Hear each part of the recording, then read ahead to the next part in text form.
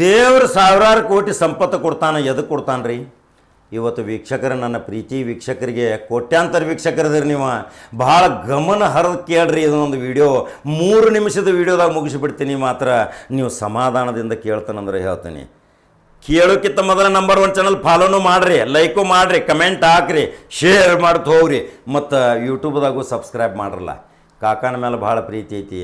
ಆದರೆ ಇವತ್ತು ಒಂದು ಒಳ್ಳೆಯ ಸ್ಟೋರಿ ತೊಗೊಂಬಂದೀನಿ. ಕರ್ನಾಟಕ ರಾಜ್ಯದಲ್ಲಿ ನೂರಾರು ಕೋಟಿ ಸರ್ದಾರ್ಗಳು ಇದ್ದರೂ ದಾನ ಧರ್ಮ ಮಾಡುವಂಥ ಹೃದಯವಂತರು ಬೇಕಲ್ರಿ. ಇವತ್ತು ಕರ್ನಾಟಕ ರಾಜ್ಯದಲ್ಲಿ ಪ್ರತಿ ಕ್ಷೇತ್ರದಲ್ಲಿಯೂ ಸಹಿತ ನೂರಾರು ಕೋಟಿ ವ್ಯವಹಾರ ಮಾಡುವಂಥ ಗರ್ಭ ಶ್ರೀಮಂತರದಾರ. ಆದರೆ ಅವರಿಗೆ ತೆರೆದ ಹೃದಯ ಇಲ್ಲ, ದಾನ ಧರ್ಮ ಮಾಡುವ ಮನೋಭಾವನೆ ಇಲ್ಲ. ನಮ್ಮ ಕಣ್ಣು ಮುಂದೆ ಒಬ್ಬ ಭಿಕ್ಷುಕ ಹೋಗತಾನ, ಮುಂದಕ್ಕೆ ಹೋಗೋರು ಹಕ್ಕಿಲ್ಲ ಅಂತಾರ, ಊಟಕ್ಕೆ ಕೇಳ್ತಾನ, ಇನ್ನ ಅಡಿಗೆ ಆಗಿಲ್ಲ ಹೋಗೋ ಅಂತಾರ. ಆದ್ರೆ ಮೃಷ್ಟಾನ ಭೋಜನ ಮನೆಯಾಗಿರ್ತೈತಿ. ಆದ್ರೆ ದೇವರು ವಿಚಾರ ಮಾಡ್ತಾನ, ನಿನ್ನ ಕಡೆ ದುಡ್ಡೆಲ್ಲ ಅಂದ ಮೇಲೆ ದುಡ್ಡು ಖಾಲಿ ಮಾಡ್ತಾನ. ಮನ್ಯಾಗ ಆಹಾರ ಇಲ್ಲ ಅಂತ ವಾಪಸ್ ಕಳಿಸ್ತೀಯ, ಭಿಕ್ಷುಕಗ ಅಡಿಗೆ ಆಗಿಲ್ಲ ಅಂತ ಹೇಳಿ ಆ ಅಡಿಗೆ ಮಾತ್ರ ಮಾಯ ಮಾಡ್ತಾನ. ನೋಡ್ಕೋತ ಹೋಗ್ರಿ, ಕಾಲ ಹಿಂಗೆ ಬರುವುದೇನು ಮುಂದೆ. ಆದ್ರೆ ಇದೇ ಕರ್ನಾಟಕ ರಾಜ್ಯದಲ್ಲಿ ದಾನಗಳ ದಾನಶೂರ ಕರ್ಣ ಅಂತೇಳಿ ಹೆಸರು ಪಡ್ಕೊಂಡಾವ ನೂರಾರು ಕೋಟಿ ರೂಪಾಯಿ ಇವತ್ತು ಬಡಬಗ್ಗರಿಗೆ ದಾನದ ಮುಖಾಂತರ ಕೊಡಾಕತ್ತಾನಂದ್ರ, ಹಬ್ಬ ಹರಿದಿನಗಳಲ್ಲಿ 7 ರಿಂದ 9 ಸಾವಿರ ರೂಪಾಯಿಯ ಒಂದೊಂದು ಸೀರೆಗಳನ್ನು ಕೊಡಾಕತ್ತಾನಂದ್ರ, ಆ ಅದ್ಭುತ ವ್ಯಕ್ತಿ ಕರ್ನಾಟಕದಾಗ ಹುಟ್ಟ್ಯಾನಂದ್ರ, ಭುವನೇಶ್ವರಿಯ ತಾಯಿಯ ಮಡಿಲಲ್ಲಿ ಪಾದಾರ್ಪಣೆಗೊಂಡು ಇಂಥ ಕರ್ಮಭೂಮಿಯಲ್ಲಿ ಹುಟ್ಟ್ಯಾನಂದ್ರ ಅವನೆಂತ ವ್ಯಕ್ತಿ ರೀ.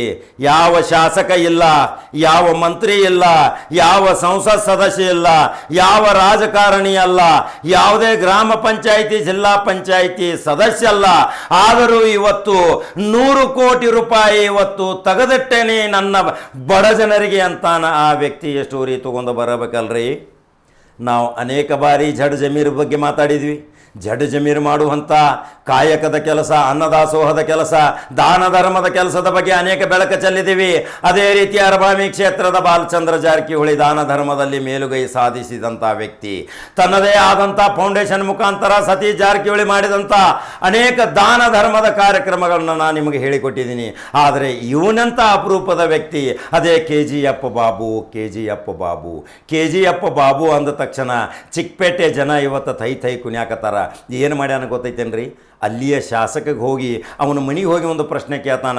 ನಾನು 15,000 ಬಡ ಜನರಿಗೆ 2 ಬೆಡ್ರೂಮ್ ಅದು ಸ್ವಂತ ಮನೆ ಕಟ್ಟಿ ಕೊಡ್ತೀನಿ, ಅದಕ್ಕೆ ನೀನು ನೋ ಅಬ್ಜೆಕ್ಷನ್ ಕೊಡ್ಬೇಕಂತಾನ. ಇವನೆಂಥ ವ್ಯಕ್ತಿ ರೀ?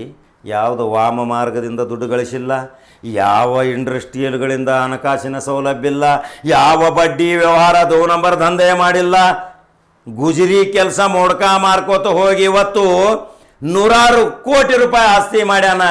ಅದೇ ರೀತಿ ಗ್ರಾಮೀಣ ಭಾಗದಲ್ಲಿ ಬರ್ತಿದ್ರು ನೋಡ್ರಿ, ಹಳೆ ಮೋಡ್ಕ, ಹಳೆ ಪ್ಲಾಸ್ಟಿಕ್ ಬಕ್ಕಲ್ ಬೂಟ್, ಹಳೆ ಮೋಡ್ಕ, ತೂಗು ಸಕ್ರಿ ತೂಗು ಹಿತ್ತಾಳಿ ತೊಗೊಂಡು ಅಂತೇಳಿ ಒದರ್ತಿರು. ಗೊತ್ತೈತಿರಲ್ಲ ನಿಮಗೆ ಹಳಿದ, ಅವಾಗ ಬೊಂಬೈ ಮಿಠ ಮಾರ್ತಿದ್ರು, ಎಲ್ಲ ನೋಡ್ಕೊತಾ ಇದಿರಲ್ಲ ನೀವು. ಆ ಹಳಿ ಸ್ಟೋರಿನೂ ಹೇಳ್ತಾನೆ ಒಂದ್ಸಲ, ಎಲ್ಲ ನನಗೆ ಬರಲಿ. ಇದು KGF ಬಾಬುಂದು ಯಾಕೆ ಹೇಳಾಕತ್ತಾನಂದ್ರೆ, ಇದೇ ಚಿಕ್ಕಪೇಟೆಯಲ್ಲಿ ವಾಸಿಸುವಂಥ 13,000 ಮಹಿಳೆಯರಿಗೆ 7,000 ದಿಂದ 9,000 ರೂಪಾಯಿ ಕಿಮ್ಮತ್ತಿನ ಕಾಂಜೀವರಂ ರೇಷ್ಮೆ ಸೀರೆ ಕೊಡಾಕ ಹೊಂಟಾನಂದ್ರ, ಒಂದು ಸೀರೆ 7,000 ರೂಪಾಯಿ ಅಂದ್ರೆ 13,000ಕ್ಕೆ 9 ಕೋಟಿ ರೂಪಾಯಿ ಆತ್ರಿ. ಇವನೆಂಥ ಮಹಾದಾನಿ ರೀ. ಅನೇಕ ಬಾರಿ ಇವತ್ತು ಒಬ್ಬೊಬ್ಬರ ಮನೆಗೆ 10,000 ರೂಪಾಯಿ ಚೆಕ್ ಕೊಟ್ಟಾನ, 7,000 ರೂಪಾಯಿದ 2ನೇ ಚೆಕ್ ಕೊಟ್ಟಾನ, ಇನ್ನೂ ಒಂದೊಂದು ಮನೆ ಕಟ್ಟಿಸಿ ಕೊಡ್ತಾನಂದ್ರೆ ಇವತ್ತು ಚಿಕ್ಕಪೇಟೆ ಜನ ತೈ ಕುಣಿದು ನೀವು MLA ಆಗಬೇಕು, ಶಾಸಕ ಮಾಡ್ತೀವಿ ಅಂತಾರೆ. ಆದರೂ ನನಗೆ ರಾಜಕೀಯ ಆಸೆ ಇಲ್ಲ, ರಾಜಕಾರಣಿ ಆಗಬೇಕು, ಶಾಸಕ ಆಗಬೇಕು ಅನ್ನೋ ಮನೋಭಾವನೆ ಇಲ್ಲ. ನಾನು ಗಳಿಸಿದಂಥ ಸಂಪತ್ತನ್ನು ನಾನು ಒಯ್ಯುವುದಿಲ್ಲ, ಅದನ್ನು ಬಡಬಗ್ಗರಿಗೆ ದಾನವಾಗಿ ಕೊಡ್ತೇನೆ ಅಂಥೇಳಿ ಇವನೆಂಥ KGF ಬಾಬು. ಆ KGF ಬಾಬುನ ಅಪರೂಪದ ಸ್ಟೋರಿಯ ಸ್ವಲ್ಪ ಕ್ಲಿಪ್ಪಿಂಗ್ಗಳನ್ನ ಹಾಕಾಕತ್ತೀನಿ. 7,000 ರೂಪಾಯಿ ಸೀರೆ ಯಾರು ಕೊಟ್ಟೇರಿ ಕರ್ನಾಟಕದಾಗ? ದಾನ ಧರ್ಮದಾಗ 100-200 ರೂಪಾಯಿದು ಸೀರೆ ಕೊಟ್ಟು ಬಿಡ್ತೀರಿ. ಕಸಮುಸುರಿ ತಿಕ್ಕಾಕ ಬರ್ತಾರಲ್ಲ ಅಂಥವ್ರು ಕೊಡುವಂಗೆ ಕೊಟ್ಟು ಬಿಡ್ತೀರಿ. ಆದರೆ ನನ್ನ ಮನೆಯ ಹೆಣ್ಮಕ್ಕಳು ಒಳ್ಳೊಳ್ಳೆ ಸೀರೆ ಉಡ್ತಾರೆ, ನೀವ್ಯಾಕೆ ಕೊಡಬಾರ್ದು ಅಂತೇಳಿ 7,000 ರೂಪಾಯಿ ರೇಷ್ಮೆ ಸೀರೆ ಕೊಡಕ್ಕೆ ಹೊಂಟಾನ. ಅನೇಕ ರೀತಿಯ ದಾನ ಧರ್ಮದ ಮೂಲಕ ಚಾರಿಟಿ ಮುಖಾಂತರ ಹಣಕಾಸಿನ ಸೌಲಭ್ಯ, ಔಷಧ ಸೌಲಭ್ಯಗಳನ್ನ ಕೊಟ್ಟಾನ. ಇಂಥ ವ್ಯಕ್ತಿಗೂ ಸಹಿತ ನಾವು ಜಾತಿ ಧರ್ಮದಿಂದ ನೋಡಕ್ಕೆ ಹೋಗಬೇಡ್ರಿ. ಅವನ ಮಾನವೀಯತೆಯ ಗುಣ, ಮಾನವ ಧರ್ಮ ಮತ್ತು ಮಾನವೀಯತೆಯ ಆಧಾರದ ಮೇಲೆ ಇವತ್ತು KGF ಬಾಬುಗೆ ಒಂದು ಕಮೆಂಟ್ ಹಾಕ್ರಿ, ಲೈಕ್ ಮತ್ತು ಶೇರ್ ಮಾಡಿರಿ, ಫಾಲೋ ಮಾಡಕ್ಕೆ ಹೋಗ್ರಿ. ಈ ವೈರಲ್ ವಿಡಿಯೋ ಪ್ರತಿ ಮನೆ ಮನೆಗೆ ಕರ್ನಾಟಕ ರಾಜ್ಯದ ಜನತೆಗೆ ಮುಟ್ಟಬೇಕು. ಪ್ರತಿ ಕ್ಷೇತ್ರದಲ್ಲಿ ಇಂಥ ದಾನವಂತರು ಅದಾರ, ದಾನಶೂರ ಕರ್ಣಗಳದಾರ. ಈ KGF ಬಾಬುನ ಒಂದು ಸ್ವಲ್ಪ ಪ್ರೇರಣೆ ತಗೋರಲ್ಲ. 5 ರೂಪಾಯಿದು ಝುಣಕ ತಂದು 100 ಕೋಟಿ ರೂಪಾಯಿ ಇದ್ರು 5 ರೂಪಾಯಿದು ಝುಣಕ ತಂದು ಜೀವನ ಮಾಡ್ತೀರಿ. ದಾನದಾಗಿಲ್ಲ, ಹೊಟ್ಟಿಗೆ ಹಾಕೊಳ್ಳೋದಿಲ್ಲ, ಒಳ್ಳೊಳ್ಳೆ ಬಟ್ಟೆ ಉಡುವುದಿಲ್ಲ, ಐಷಾರಾಮಿ ಜೀವನ ಮಾಡೋದಿಲ್ಲ. ಅದನ್ನು ಮಾಡಲಿಲ್ಲ ಅಂದ್ರೂ ಅದರ ಉಳಿತಾಯದ ದುಡ್ಡನ್ನು ಬಡಬಗ್ಗರಿಗೆ ದಾನ ಮಾಡಿರಿ, ವಯೋವೃದ್ಧರಿಗೆ ದಾನ ಮಾಡಿರಿ, ವಿಕಲಚೇತನರಿಗೆ ಮಾಡಿರಿ, ಅನಾಥಾಶ್ರಮದಲ್ಲಿ ಇದ್ದಂಥ ವೃದ್ಧಾಶ್ರಮಕ್ಕೆ ಕೊಡ್ರಿ. ಅಂದ್ರನ ನೀವು 100 ವರ್ಷ ಬದುಕಿ ಬಾಳತೀರಿ.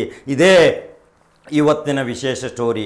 ಯಾವ ರೀತಿ ಪ್ರಾರ್ಥನೆ ಮಾಡ್ತಿರಬೇಕು KGF ಬಾಬು ಬಗ್ಗೆ. ಇವತ್ತು ಎಷ್ಟೋ ಬಡ ಜನರು ಇವತ್ತು ಕೈ ಮ್ಯಾಲೆ ಬಿಸಿ ದೇವರ ಮೊರೆ ಹೊಂಟಾರ, ಅವನಿಗೆ 100 ವರ್ಷ ಬಾಳುವಂಥ ಶಕ್ತಿ ಕೊಡಪ್ಪ, ಸಂಪತ್ತು ಬೇಡ ನನಗೆ ಆರೋಗ್ಯ ಕೊಡಂತಾನ ಏಕೈಕ KGF ಬಾಬು. ಸ್ವಲ್ಪ ವಿಡಿಯೋ ಮತ್ತು ದೃಶ್ಯ ಮತ್ತು ಫೋಟೋ ಹಾಕಬೇಕಲ್ರಿ. ಹಾಗಾದರೆ ಯಾವುದೇ ಸಮಸ್ಯೆ ಇದ್ರೂ ನೀವು KGF ಬಾಬು ಹತ್ರ ಹೋಗಬಹುದು. ಏನೋ ನಿಮ್ಮದು ಶಾಲಾ ಫೀ ಇರಲಿ, ಯಾವುದೇ ಒಂದು ಆಸ್ಪತ್ರೆಯ ವೆಚ್ಚ ಇರಲಿ, ನೀವು ನೇರವಾಗಿ KGF ಬಾಬು ಹತ್ರ ಹೋದರೆ ಪರಿಹಾರ ಖಚಿತ. ದೇವ ಮಾನವ ರೂಪದಲ್ಲಿ ಬಂದಾನ. ಹಾಗಾದ್ರೆ ನಂಬರ್ 1 ಚಾನಲ್ ಲೈಕ್ ಮಾಡ್ತೀರಿ, ಶೇರ್ ಮಾಡ್ತೀರಿ, ಫಾಲೋ ಮಾಡ್ತೀರಿ. ನಾವು ಅನೇಕ ಬಾರಿ ಭೇಟಿಯಾಗಿ ಸಂದರ್ಶನ ಮಾಡಿದ್ದೀವಿ. ಅದು ಮುಂದೆ ಮತ್ತೊಂದು ಸ್ಟೋರಿ ತೊಗೊಂಡು ಬರ್ತನೂ, ನೇರ ಸಂವಾದ, ನೇರ ದೃಶ್ಯದೊಂದಿಗೆ ಬರ್ತೀನಿ. ಇದೇ ನಂಬರ್ 1 ಚಾನಲ್ ಮುಖಾಂತರ. ಮತ್ತೆ ಕಡಕ ಸುದ್ದಿ ಕಾಕ ಬರ್ಲಿಪ್ಪ. ನಮಸ್ಕಾರ. ಎಲ್ರಿಗೂ ನಮಸ್ಕಾರ. ನಾನು ನಮ್ಮ ಚಿಕ್ಕಪೇಟೆ ಕ್ಷೇತ್ರದ ನನ್ನ ಅಣ್ಣ ತಮ್ಮಂದರು, ಅಕ್ಕ ತಂಗಿಗಳು, ತಾಯಿ ತಂದೆಗಳಿಗೆ ಸಂಕ್ರಾಂತಿ ಹಬ್ಬದ ಶುಭಾಶಯಗಳು ಮತ್ತೆ ಪೊಂಗಲ್ ಹಬ್ಬದ ಶುಭಾಶಯಗಳು, ಹೊಸ ವರ್ಷ ಹ್ಯಾಪಿ ನ್ಯೂ ಇಯರ್ ಶುಭಾಶಯಗಳು. ಆಮೇಲೆ ಇಂಥ ಸಂದರ್ಭದಲ್ಲಿ ನಾನು ನಮ್ಮ ಅಕ್ಕ ತಂಗಿಗಳಿಗೆ ಸಂಕ್ರಾಂತಿ ಹಬ್ಬದ ಮತ್ತೆ ಪೊಂಗಲ್ ಹಬ್ಬದಲ್ಲಿ ಒಂದು ನಮ್ಮ ಅಕ್ಕ ತಂಗಿಗಳಿಗೆ ಒಂದು ಗಿಫ್ಟ್ ಕೊಡಬೇಕಂತ ನಿಮ್ಮಕ್ಕೋಸ್ಕರ ಕಾಂಜೀವರಂ ಸಿಲ್ಕ್ ಸ್ಯಾಡಿ ಕೊಡ್ತಾ ಇದ್ದೀನಿ. ಇವತ್ವರೆಗೂ ಯಾರು ಕೊಟ್ಟಿರೋದಿಲ್ಲ. ನನ್ನ ಕುಟುಂಬದವರು ಹಾಕುವಂಥ ಸೀರೆ, ನೀವು ನನ್ನ ಕುಟುಂಬದವರು, ಈ ಚಿಕ್ಕಪೇಟೆ ಕ್ಷೇತ್ರದಲ್ಲಿ ಇರೋರು ಎಲ್ಲರೂ ನನ್ನ ಕುಟುಂಬದವರು ಅಂತೇಳಿ, ನೀವು ಏನು ಸಪ್ರೇಟ್ ಅಲ್ಲ, ನನಗೆ ನೀವೆಲ್ಲ ನಮ್ಮ ಚಿಕ್ಕಪೇಟೆ ಕ್ಷೇತ್ರದ ಜನ ನನಗೆ ಪ್ರಾಣ ಥರ. ಅದಕ್ಕೆ ನನ್ನ ಹೆಂಡತಿ ಮಕ್ಕಳು ನನ್ನ ಕುಟುಂಬದವರು ಹಾಕೋ ಸೀರೆ ನಿಮಗೂ ತಂದಿದ್ದೀನಿ. 13,000 ಸೀರೆ ನಿಮ್ಗೋಸ್ಕರ ತಂದಿದ್ದೀನಿ. ಒಂದು ಸೀರೆ ಬೆಲೆ ರಿಟೇಲಲ್ಲಿ 7,000 ಇದೆ. ಅದೇ ಹೋಲ್ಸೇಲಲ್ಲಿ ಕಂಪನಿಯಿಂದ ಕೊಟ್ಟಿರೋದು 4,470 ರೂಪಾಯಿ ಕೊಟ್ಟಿದ್ದಾರೆ. ಇದೆಲ್ಲ ನೀವು ಈ ಸೀರೆಗಳು ಹಾಕ್ಕೊಂಡು ನಿಮ್ಮ ಅಣ್ಣನಿಗೋಸ್ಕರ ಆಶೀರ್ವಾದ ಮಾಡಬೇಕಂತ ವಿನಂತಿ ಮಾಡಿ ರಿಕ್ವೆಸ್ಟ್ ಮಾಡ್ಕೊಳ್ತಾ ಇದ್ದೀನಿ. ಇದು ಒಂದು. ಈಗ ನಿಮಗೆ 17,000 ಮನೆಗೆ 7,000 ಮುಖಾಂತರ 5,000 ಮುಖಾಂತರ 17,000 ಮನೆಗಳಿಗೆ ಚೆಕ್ಗಳು ವಿತರಣೆ ಮಾಡಿದ್ದೀನಿ. 14,000 ಚೆಕ್ಗಳು ರೆಡಿ ಮಾಡಿ ಇಟ್ಕೊಂಡಿದ್ದೀನಿ. ಪೊಂಗಲ್ ಆದಮೇಲೆ ಕೊಡ್ತೀನಿ. ಇನ್ನೂ ಅದು ಒಂದು 25,000 ಚೆಕ್ಗಳಾಗಲಿ, ಎಲ್ಲ ಒಂದು 25,000 ಚೆಕ್ಗಳು ಕೊಡೋಣ ಅಂತ ಅದನ್ನು ಚೆಕ್ಗಳು ಬರಿತಾ ಇದ್ದೀವಿ. ಇನ್ನೂ ಅದು ಮುಗ್ದಿಲ್ಲ. ಎಲ್ಲರಿಗೂ ಮನೆಗೆ ಬಂದು 25,000 ಚೆಕ್ಗಳು, ಟೋಟಲ್ 70,000 ಮನೆ ಕೊಡ್ತಾಯಿದ್ದೀನಿ. ಈ ಸಾಲ 5,000 ಕೊಡ್ತೀನಿ, ನೆಕ್ಸ್ಟ್ ಇಯರಿಂದ 10,000 ಕೊಡ್ತೀನಿ. ಯಾಕೆ ಇದು ಪ್ರತಿ ಸಾಲ ಇದೇ ಮಾತು ಬಾಬು ಅವರು ಹೇಳ್ತಾ ಇದ್ದಾರೆ ಅಂತ ಬೇಜಾರು ಮಾಡ್ಕೋಬೇಡಿ. ಯಾಕಂದರೆ ಕೆಲವರು ಓದಿದ್ದಾರೆ, ಕೆಲವರು ಓದಿಲ್ಲ. ನಾನು ಪೇಪರಲ್ಲಿನೂ ಕೊಡ್ತಾ ಇದ್ದೀನಿ ಇದು.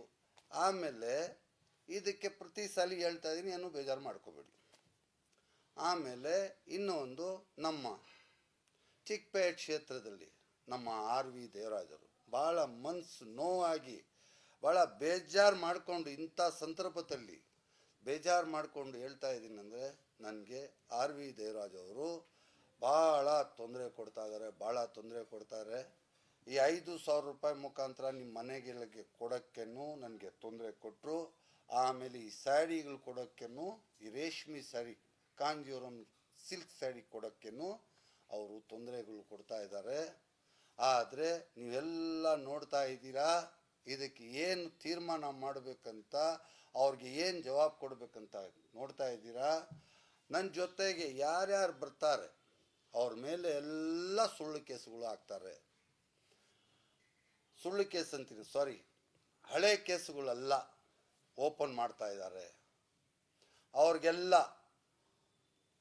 ತೊಂದರೆಗಳು ಕೊಡ್ತಾ ಇದ್ದಾರೆ, ಅವ್ರಿಗೆ ಬೆದರಿಸ್ತಾ ಇದ್ದಾರೆ, ಬ್ಲ್ಯಾಕ್ ಮೇಲ್ ಮಾಡ್ತಾ ಇದ್ದಾರೆ ಬಾಬು ಅವ್ರ ಜೊತೆಗೆ ಹೋಗ್ಬಾರ್ದು ಅಂತ.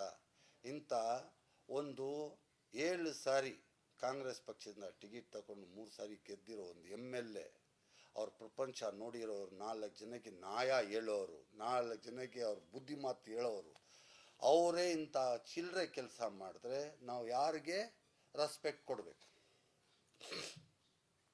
ಇದರಿಂದ ನನಗೆ ಇದೇ ಕಾಂಗ್ರೆಸ್ ಪಾರ್ಟಿಯಿಂದನೂ ನನಗೆ ಸಪೋರ್ಟ್ ಸಿಕ್ಕಲಿಲ್ಲ. ಅವರು ಡಾಮಿನೇಟ್ ಮಾಡ್ಕೊಂಡಿದ್ದಾರೆ. ಈ ಕಾಂಗ್ರೆಸ್ ಪಾರ್ಟಿಯಿಂದ,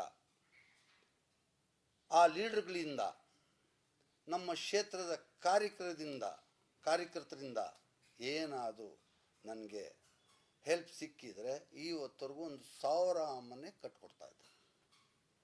ಆದರೆ ಅದನ್ನು ಮಾಡೋಕ್ಕೆ ಬಿಟ್ಟಿಲ್ಲ. ಅದಕ್ಕೆ ಏನು ಹೇಳಿದ್ರು, ಹೋಗಿ ಸ್ಲಮ್ ಬೋರ್ಡಲ್ಲಿ ನಾನು 180 ಕೋಟಿ ಡಿಪಾಸಿಟ್ ಮಾಡಿಬಿಟ್ಟು ಆಮೇಲೆ ಮನೆಗಳು ಕಟ್ಕೊಡ್ಬೇಕಂತ ಒಂದು ಕಂಡೀಷನ್ ಇಟ್ಟು ಒಂದು ಪೊಲೀಸ್ ಕಂಪ್ಲೇಂಟ್ ಕಲಾಸ್ಪಳ್ಳ ಪೊಲೀಸ್ ಸ್ಟೇಷನಲ್ಲಿ ಕಂಪ್ಲೇಂಟ್ ಕೊಟ್ಟರು.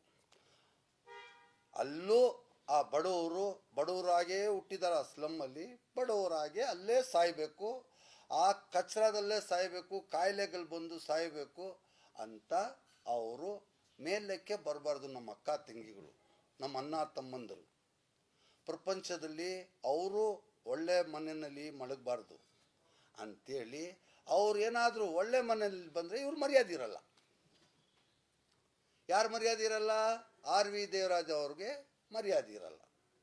ಅವ್ರಿಗೆ ಒಳ್ಳೆ ಮನೆಯಲ್ಲಿ, ಫ್ಯಾನ್ ಇರೋ ಮನೆಯಲ್ಲಿ, ಅವರು ಒಂದು ಮೋಲ್ಡ್ ಮನೆಯಲ್ಲಿ ಮಲ್ಕೊಂಡ್ರೆ ಇವ್ರ ಹತ್ರ ಯಾರು ಹೋಗ್ತಾರೆ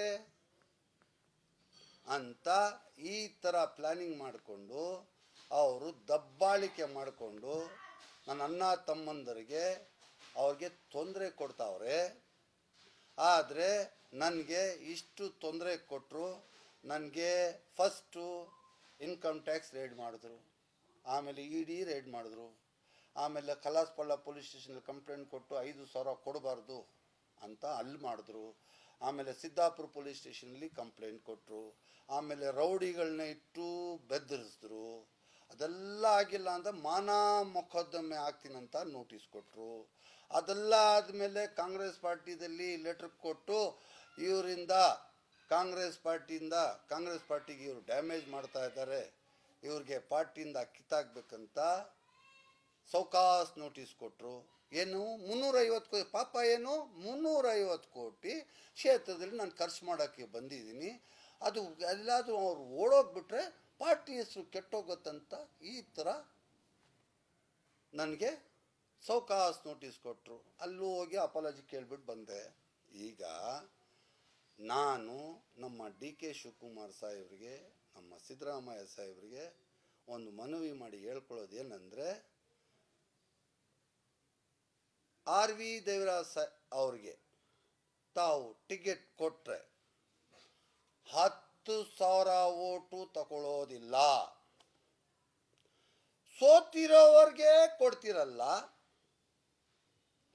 ಸೋಲೋವರ್ಗೆ 4 ಸಾಲಿ ಸೋತಿದ್ದಾರೆ, 4 ಸಾಲಿ ಸೋತಿರೋರಿಗೆ ಕಾಂಗ್ರೆಸ್ ಪಾರ್ಟಿ ಕೊಡ್ತಾ ಇದ್ರೆ ಟಿಕೆಟು. ಕಾಂಗ್ರೆಸ್ ಪಾರ್ಟಿ ಉದ್ಧಾರ ಆಗತ್ತಾ? ಈ ದೇಶದಲ್ಲಿ ಕಾಂಗ್ರೆಸ್ ಪಾರ್ಟಿ ವೀಕ್ ಆಗ್ತಾ ಹೋಗ್ತಾ. ಯಾಕಂದ್ರೆ ಈ ತಪ್ಪುಗಳು ಮಾಡ್ತಾ ಇದ್ದೀರಾ.